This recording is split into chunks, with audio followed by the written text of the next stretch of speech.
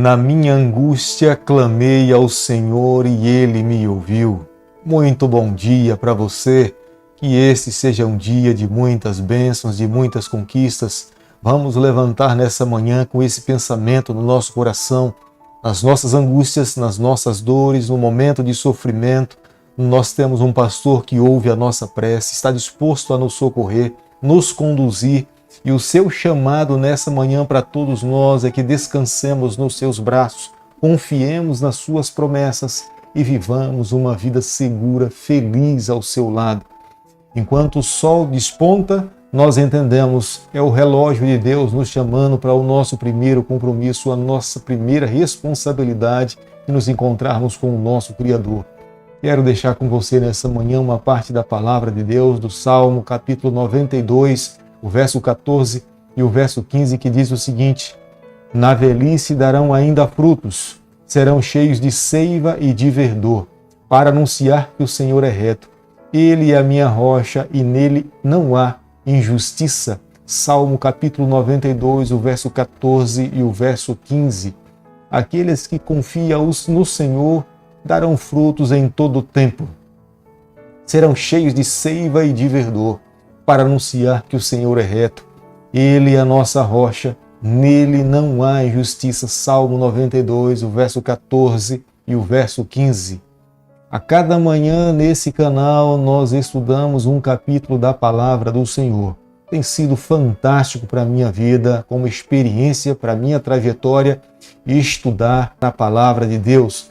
E nessa manhã eu quero convidar você a abrir a palavra do Senhor no livro de Juízes, capítulo 8, o verso 1. Então os homens de Efraim disseram a Gideão: Que é isso que nos fizesse, que não nos chamasse quando fosses pelejar contra os midianitas? E contenderam fortemente com ele. Todo líder que serve a Deus precisa estar fundamentado na palavra do Senhor, no que o Senhor diz. Se porventura ele sofreu oposição, ele precisa estar convicto que está cumprindo o que Deus determina que ele possa fazer. Quando um líder é um homem de Deus, anda ao lado do Senhor, está convicto das verdades que ele está ensinando, ele não pode temer os seus adversários.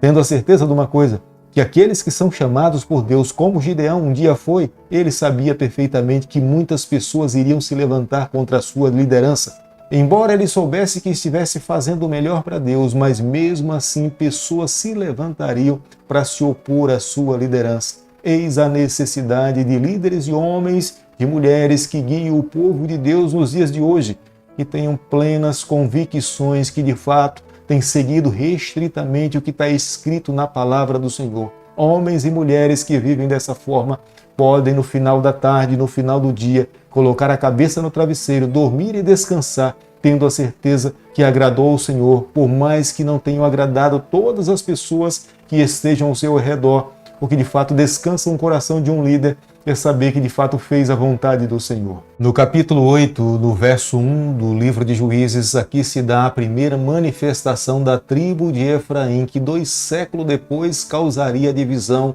entre as tribos de Judá e Israel. Eles estavam se opondo à liderança de Gideão.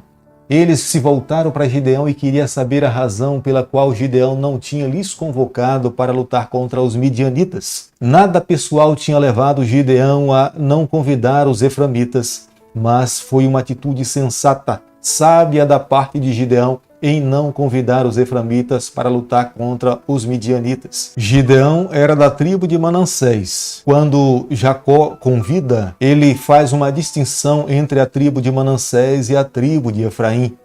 Jacó diminuiu a tribo de Manassés pela qual Gideão fazia parte. E Jacó, ele reconheceu a tribo de Efraim como sendo mais forte e poderosa do que a tribo de Manassés. O fato de Gideão não convocar a tribo de Efraim para lutar contra os midianitas era com o intuito de não revelar nenhum desejo de ser rei em Israel ou assumir poder para suas vidas. O objetivo de fato de Gideão era levar o povo de Deus a se libertar dos seus adversários midianitas. O livro de Juízes, capítulo 8, verso 2, aqui está a declaração de um líder, de Gideão.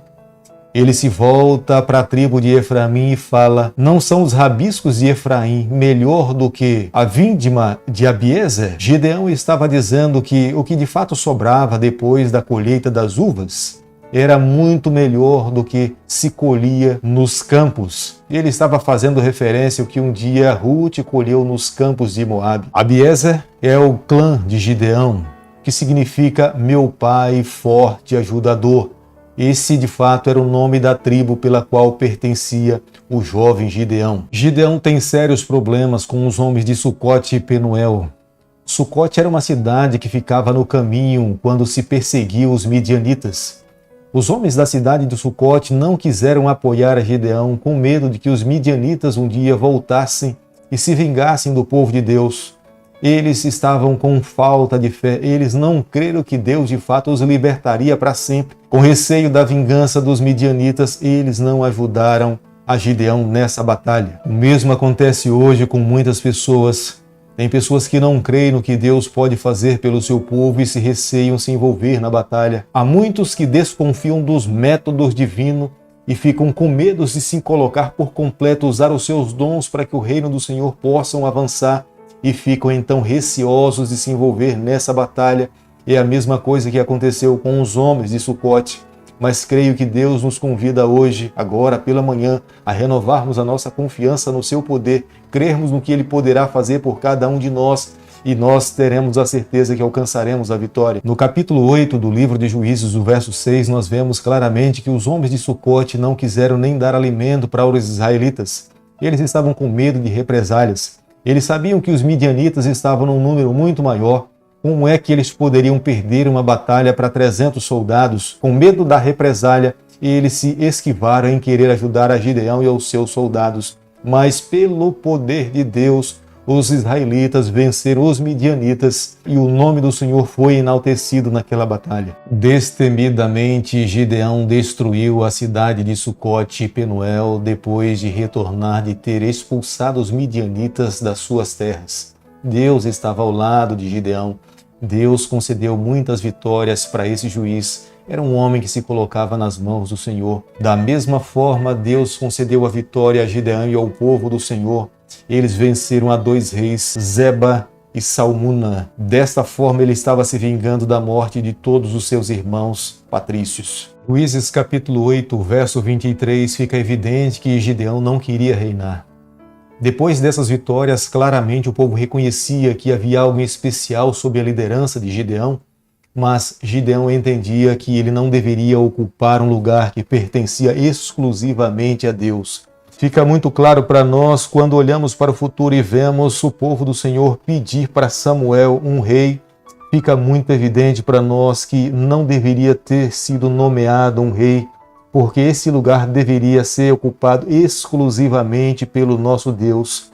Deus queria conduzir o seu povo, Deus queria ser o guia daquela nação, Deus queria ser exclusivo. Eis a razão pela qual Gideão reconhecia que se alguém assumisse o reinado, essa pessoa estaria ocupando o lugar que caberia exclusivamente somente para Deus e mais ninguém. É impressionante porque a partir do verso 24 do capítulo 8 do livro de Juízes, a vida de um homem de Deus que andava ao lado do Senhor, que orientava o seu povo, que liderava sobre a orientação da palavra do Senhor, a vida de Gideão desanda por completo. Gideão constrói para si uma estola sacerdotal de ouro. O pai de Gideão, ele era idólatra, e essa herança ele deixa para o seu filho. O povo de Deus ficou livre dos midianitas por um período de aproximadamente 40 anos. A mão de Deus estava sobre eles. Gideão teve 70 filhos. Gideão se tornou um homem polígamo. Da mesma forma como Salomão um dia acumulou muitas mulheres, Gideão acumulou para si também várias mulheres. Um dos filhos de Gideão é chamado de Abimeleque, nome que significa Deus e Pai. Gideão reconhecia que o Senhor era seu Pai e o seu Rei. Querido amigo, nessa manhã, ao concluirmos o capítulo 8 do livro de Juízes, nós precisamos chegar às seguintes conclusões. Deus sempre, através da sua palavra, nos apresenta homens e mulheres que nos tornaram modelos para mim e para você. Mas nem tudo que a palavra de Deus nos apresenta a respeito daqueles homens que andaram ao lado do Senhor, nós podemos seguir.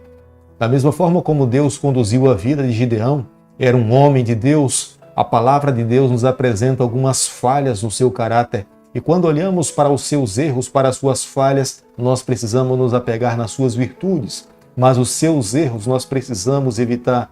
Entendo que a palavra de Deus nos mostra os erros de grandes homens que serviram ao Senhor para dizer para mim e para você que nós também, diante de Deus, podemos ser grandes homens do Senhor, a despeito das nossas falhas. Aqueles homens que andaram ao lado do Senhor eram seres humanos igual a mim e a você. Possuíam muitas qualidades, mas também tinham os seus defeitos. Não era porque possuíam seus defeitos que não foram amados pelo céu. Aqueles homens repudiaram o pecado. Quando reconheceram os seus erros, eles abandonaram os seus pecados e serviram a Deus com todo o seu coração. Da mesma forma como Gideão um dia dá um nome de Abimeleque para o seu filho e reconhece que Deus é o seu Senhor e Pai, Abimeleque estava dizendo para todos que ele de fato tinha um único Deus pelo qual ele deveria prestar culto e adoração. Por isso que nessa manhã, eu e você, nós precisamos cada vez mais amarmos a palavra do Senhor, nos colocarmos nas suas mãos e deixarmos que Ele conduza a nossa vida. Se vivermos dessa forma, tenha certeza que o céu irá se agradar de cada um de nós. Querido Pai, nas tuas mãos nessa manhã nós nos colocamos, reconhecemos as nossas falhas, confessamos a Ti, por favor, nos perdoa, nos dê a oportunidade de uma nova vida. Nós oramos, nós pedimos e o fazemos em nome de Jesus. Que o Senhor te abençoe e te guarde, que Ele faça resplandecer o seu rosto sobre você, que Ele tenha misericórdia de você, que sobre você nessa manhã Ele levante o seu rosto e conceda a sua paz em nome de Jesus. Amém.